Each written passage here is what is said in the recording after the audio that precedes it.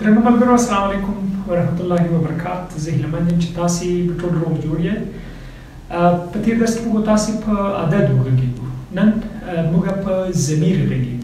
ضمیر یا نومځری یا هغه خپلواک مورفیم چې په ځانګړي ډول معنا لري او د یو اسم پر ځای وکارول شي، د اسم د تکرار مخنیوی وکړي. دا څه دی؟ دا ضمیر دی. مثلا زه وایم چې احمد کور ته ځي، هغه به 12 بجې له کوره بیرته راوځي. بیا که دوباره موږ د احمد کارو نو دغه اسم تکراریږي، په دې خاطر چې تکرار نشي نو موږ او تاسې د احمد د نوم په ځای هغه کارو، نو دې ته څه وایي؟ ضمیر وایي. درنو ملګرو، تاسې پوهېږئ چې ضمایر په بېلابېلو برخو او ډولونو ویشل شوي دي چې په هغې په راتلونکي کې بحث کوو. خو مخکې له دې چې د ضمایرو په ډولونو وغږېږو، یو ځل بیا غواړم تاسو ته در یاد کړم چې د ضمیر دندې څه دي. دندې دا دي چې ضمیر به د اسم پر ځای کارول کېږي، ضمیر به د اسم د تکرار مخنیوی کوي. مخکې مې لکه تاسو ته یو مثال ویل، ښه تاسو سره به یو پوښتنه دی چې ښه دغه هغه خو ضمیر شو، دغه زه یا ما دا هم موږ د ضمایرو په ډله کې راوړو، دا خو د کوم نوم پر ځای نه کارول کېږي. له ما نه څو ځله دا پوښتنه وشوه چې ښه مثلا هغه خو د احمد په ځای وکارول شو، نو دغه زه د کوم نوم په ځای وکارول شو. نو پس ویلی شو چې که چېرته موږ د زه یا د ما او دا په دغه تعریف کې ځان سره راولو، کوم تعریف چې موږ مخکې وکړو، ځکه تعریف خو باید جامع معنی وي. نو بیا ویلی شو چې که چېرته په جوړښت کې ښکاره موږ تاسې دغه نوم نه کارو، خپل نوم نه کارو، خو تر شا خامخا زما نوم ترې پروت دی، نو ځکه موږ د زه خپلواک مورفیم د کارو د اسم پر ځای. را به شو د ضمایرو ډولونو ته. موږ تاسې له ځان سره یو ډول ضمیرونه په نوبت غږېږو، مثلا شخصي ضمایر دي، بیا ورپسې ملکي ضمایر دي، دې ته ورته نور. نو پیل له شخصي ضمایرو کوو. شخصي ضمایر چې دي دا په دوو برخو ویشل شوي دي. راځئ چې په دې وغږېږو. شخصي ضمایر هغه ضمایر دي چې د اسم پر ځای وکارول شي او د دریو اشخاصو د نومونو پر ځای دلالت وکړي. موږ تاسې درې ډوله اشخاص لرو. یو لومړنی شخص دی چې هغه متکلم دی، لکه زه چې غږېږم. دویم هغه شخص دی چې دا مخاطب دی، مثلا زه ورته غږېږم، زه ورته ته داسې کار وکړه، ته لاړ شه، ته راشه، دې ته ورته نور. او دریم هغه شخص چې هغه غایب دی.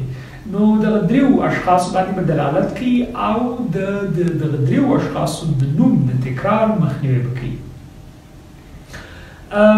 تاسو معلومه ده چې یو ضمیر د دریو خواونه ګردان کوي، د حالت په اساس، د جنس په اساس او د عدد په اساس. نو موږ که چېرته ضمایر دلته تشریح کوو، نو هغه تشریح به داسې وي چې دغه درې واړه خواوې کې په پام کې نیسو چې د جنس په اساس څه ډول ګردان کوي، د حالت په اساس څه ډول ګردان کوي او د عدد په اساس څه ډول ګردانېږي. نو شخصي ضمایر چې دا به موږ په دوو برخو ویشو.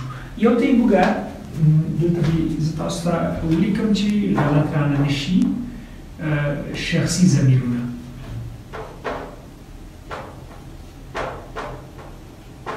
یو ته یې موږ غښتلي شخصي ضمایر وایو، بل ته یې موږ کمزوري شخصي ضمیرونه وایو. نو پیل په غښتلو کوو چې غښتلي ضمیرونه کوم ضمیرونه دي. ما دلته یو لیست تاسو ته لیکلی و، غواړم چې همدغه تشریح کړم. دا زموږ سره غښتلي ضمیرونه دي. بیا یې په نوبت تاسو تشریح کوم چې ښه د جنس په اساس څه ډول تغیر کوي، د عدد په اساس څه ډول تغیر کوي او د حالت په اساس څه ډول تغیر کوي. زه د لومړي شخص لپاره زه کار کوم، زه درس لولم، زه ځم او دې ته ورته نور. دا د لومړي شخص لپاره ضمیر ګردان شو. ته د دویم شخص لپاره ګردان شو. دی او دا هم د دویم شخص لپاره ګردانېږي. هغه هم د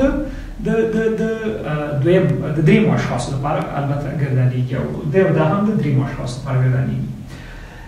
دا اصل ضمیرونه دي راځئ چې اوس په دې وغږیږو چې که چېرته دا د حالت په اساس تغییر کوي، که چېرته له اصلي حالت نه دویم حالت ته اوړي، یا د کېدای شي د استعمال په مواردو کې د حال زمانې نه په تېرې زمانې کې استعمال شي، نو کوم ګردان څه ډول به ګردان کړي، څه ډول تغییر وکړي. د حالت په اساس ګردان زه په ما بدلېږي. مثلا زه وایم زه درس لولم، خو که تېرې زمانې ته موږ لاړ شو او غیر اصلي حالت د زه کارون هغه بیا ما دی، زه کار کوم، ما کار کړی و، ته کار کوي، تا کار کړی و، دی چې د نر دپاره کارول کېږي، کار کوي، د کار کړی و، دا چې د ښځې دپاره کارول کېږي، دا کار کوي او دی کار کړی و. همدارنګه هغه چې که د نر لپاره موږ وکاروو، هغه کار کوي، هغه کار کړی و، هغه په زور پای ته رسېدلی، هغه په زورکي پای ته رسېدلی، په غږ پای ته رسېدلی، دا یې مغیره حالت دی. همدارنګه د ښځې لپاره دا کار کېږي، هغه کار کوي او بیا په تېر زمانه کې هغې کار کړی و. نو په هر زمانه کې دغه هغه یا په اصلي شکل کې هغه دا دواړه د نر د ښځې لپاره یو ډول کارول کېږي. خو کله چې مغیره حالت ته اوړي، هلته به هغه چې د نر دپاره کارول کېږي هغه کېږي او هغې د ښځې لپاره به په اوږدې یا اوړي. دا خو د حالت په اساس بدلون شو. راځو د عادت په اساس بدلون، چیرې د عادت له مخې څه ډول بدلون کوي.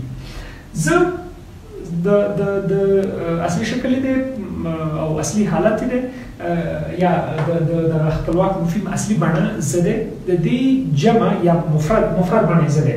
جمع بڼه چې دا موږ دی، زه کار کوم، موږ کار کوو، ته کار کوي، تاسې کار کوئ یا تاسو کار کوئ. تاسې یا تاسو مشکل نشته پکې، کار یو تاسې وکاروئ، ستونزه پکې نشته. همدارنګه دی کار کوي، د کار وبخئ، دوی کار کوي، دی مفرده بڼه، دوی جمع بڼه.